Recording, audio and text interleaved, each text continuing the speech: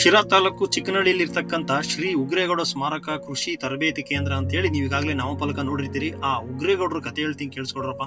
ಚಿಕ್ಕನಹಳ್ಳಿನಲ್ಲಿ ಆಗರ್ಭ ಶ್ರೀಮಂತ ಕುಟುಂಬದಿಂದ ಬಂದಂತ ಉಗ್ರೇಗೌಡರು ಸಾಕಷ್ಟು ಜಮೀನ್ದಾರರಾಗಿರ್ತಾರೆ.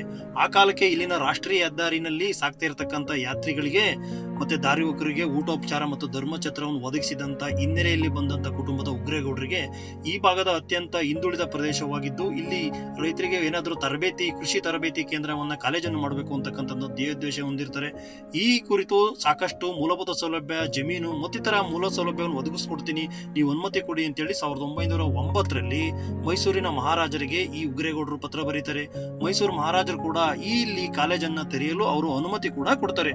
ಅನುಮತಿ ಕೊಟ್ಟ ಮೇಲೆ ಇಲ್ಲಿನ ಕಟ್ಟಡಕ್ಕೆ ಈ ವಿಶ್ವೇಶ್ವರಯ್ಯನವರು ಕೂಡ ಒಂದನ್ನ ನೀಲನಕ್ಷೆ ಮಾಡಿಕೊಟ್ಟಿದ್ರು. ಅದರಂತೆ ಅವರಿಗೆ ಬೇಕಾದಂತ ಕಾಂಟ್ರಾಕ್ಟ್ ನ ಕರೆಸಿ ಸ್ವಂತಕ್ಕೆ ಈ ಕಟ್ಟಡವನ್ನ ಕಟ್ಟಿಸಿ 1916ರಲ್ಲಿ 20 ವಿದ್ಯಾರ್ಥಿಗಳೊಂದಿಗೆ ಆರಂಭವಾದ ಈ ಶ್ರೀ ಕೃಷ್ಣರಾಜೇಂದ್ರ ವ್ಯವಸಾಯ ಮತ್ತು ವಸತಿ ಧರ್ಮ ಪಾಠಶಾಲೆ ಅಂತಕ್ಕಂಥದ್ದು ಹಂತವಾಗಿ ಬೆಳೆದು ಇವತ್ತು ಇಲ್ಲಿ 1ರಿಂದ 12ನೇ ತರಗತಿಯವರೆಗೆ ಕಾಲೇಜಿದ್ದು 1248 ಹೆಚ್ಚು ವಿದ್ಯಾರ್ಥಿಗಳಲ್ಲಿ ಅಭ್ಯಾಸ ಮಾಡ್ತಾ ಇದ್ದಾರೆ.